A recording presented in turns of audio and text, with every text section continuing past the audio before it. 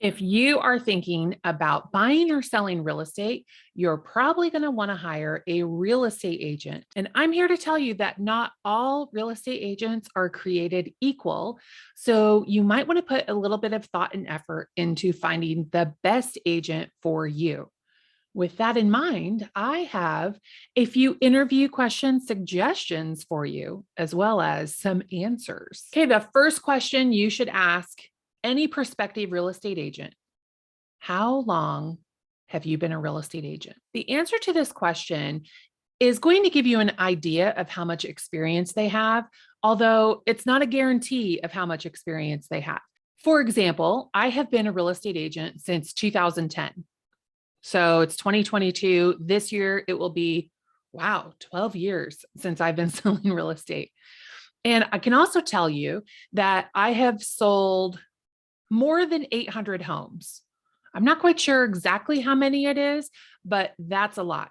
For the last maybe 10 years, my team and I have been pretty consistent at selling 65-ish homes a year, sometimes a little more, once or twice, a little bit less. But that's a lot of closings. The average real estate agent nationwide sells 10 houses a year. And 65, that's what, 6.5 times more than average. So what you're really wanting to know when you ask, how long have you been a real estate agent, is how much experience do you have? Now, once upon a time, I was brand new and people took a chance on me, but I can tell you, I make a lot less mistakes today than I did when I first started as a brand new agent. Okay, question number 2. Do you work full-time or part-time as an agent? And with this question, you're trying to find out how committed are they to their real estate career, which then in turn is going to be a signal to how committed they are to you. So my answer is I work full-time as a real estate agent, but even if I had a job, I would probably answer the same thing. Just because you kind of have to work full time at real estate. And when I first started in 2010, I did work at the Des Moines Register during the day. And then on my lunch hour, probably while I was sitting at my desk, supposed to be working at the register, I was working real estate. Shh, don't tell my boss. And evenings and weekends, I still managed to sell a lot of real estate. So the thing of that is, it is better to have a real estate agent whose full-time focus is on real estate, because they might not be able to take your call during business hours at their other full-time job that they do during the day. So if they say, yes, they are a full-time realtor, maybe you want to ask if that is their only job. That might give you another clue on how committed they are, not only to real estate, but also their availability to answer questions for you. Another question to ask, and we kind of touched on this one already: how many homes did you sell last year? Again, you're trying to get how much experience do they have. Now, this could also potentially work against the agent. If their answer was, oh, I sold 350 homes last year, you might think, holy cow, oh my God, that is so much. How do you have time to breathe, let alone do anything? I say that that might backfire to the agent who has 350 sales, because that might make you, the home buyer or home seller, feel like they're too busy to give you attention. I can tell you that that's probably not the truth. So I have a couple of people that work with me that help me get to that 65 sales. I don't do all of it on my own. Somebody selling 350 homes, they are not doing that on their own. They have other people helping them reach those numbers. You could ask a follow-up question. Oh, 350 homes that you have sold.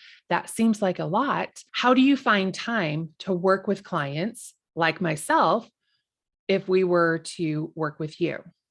Will you have time to dedicate to us as we are in the process of buying or selling? And that takes me right into our next question. How many buyers are you currently working with? Because you want to know, like, how much time do you actually have to work with me? So the answer to this question is actually a very gray area, because every person has a different bandwidth.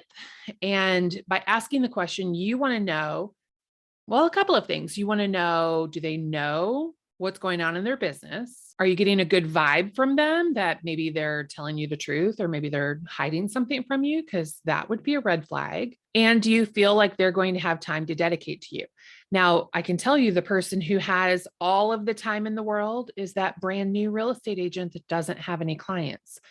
And that's great that they've got all the time in the world, but do they have all the experience in the world? So by finding out how many buyers somebody is working with, you get a lot of information from that, but I wouldn't use it against them.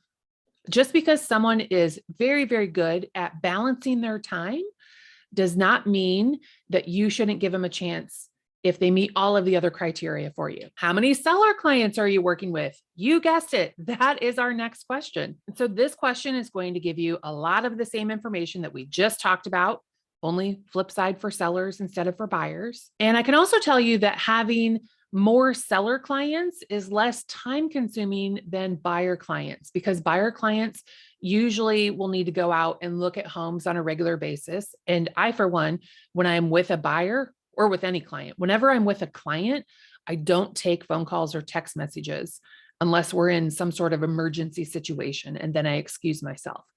So having more listings or seller clients, they don't require time every single day. And the time that they do require is usually via email or a quick phone call, not a 2-hour block of appointment time to go look at houses.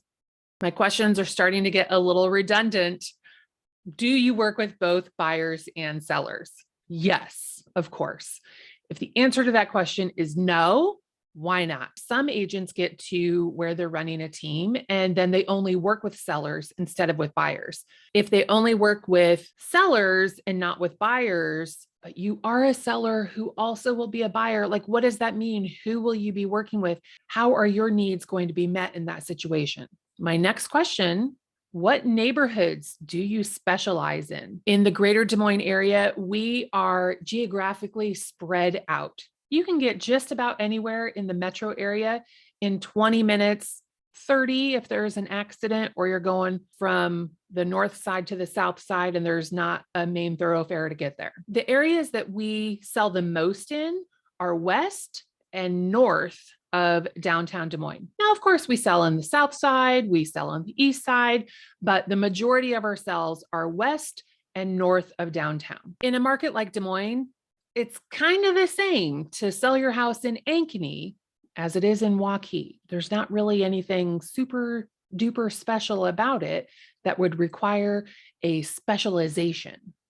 Now, there are agents who do specialize, and that's great for them. But now you know most of my sales are west and north of downtown. A great question to ask is, what is your schedule and availability? Personally, I'm married and I would like to stay married. And for that reason, my husband has requested a little bit of time that he can spend with just me and not me attached to my phone taking calls from clients. So I try to stop working by 8 o'clock at night. Most days I'm pretty good at that. Some days that doesn't work out. I might be negotiating until, later than 8 o'clock at night. But as a rule of thumb, I try to stop working by 8 o'clock at night. I'm also not a morning person. So I will never respond to your emails at 6 o'clock in the morning. And if I do, something has gone very, very, very wrong. So my hours of operation are roughly 8 to 8, probably more likely 9 to 8. I'm definitely not available when I am sleeping. You can call and you can text, you can do whatever you want, but my phone is on do not disturb. And so I'm not going to get those messages until I wake up. And of course, when I'm spending time with a client, I don't take phone calls or answer text messages from other clients unless there's some sort of emergency situation that I need to tend to. When I am with you, I'm with you. And when I'm with someone else, I'm focused on them. And then I answer calls, text messages, emails in between those appointments. A really great question to not only ask, but then take the advice of your agent is, how will you help me get a competitive edge in this market? That question is actually hard to answer generically on a video like this, because it's going to vary based on whether you're buying or you're selling, what price range you're in, what area you're in, how competitive is the market that you're in. But I can tell you, a lot of people ask us for our advice and then they don't take it. And then they don't get the house that they want. So if you're going to hire a real estate agent, you should pick the person whose advice you want to take, because otherwise, what good are we? Okay, that's it. That is my list of questions that I think you should ask not only me as you interview me for the job as your real estate agent, but any real estate agent that you're considering working with, and evaluate their answers. Decide if they cut the mustard to be the best real estate agent to have a great transaction and help you reach your real estate goals. Or maybe my answers to these questions already cut the mustard and you want to call me to hire me. That'd be great. Let's talk and we'll see if we're a good fit. I'll talk to you soon.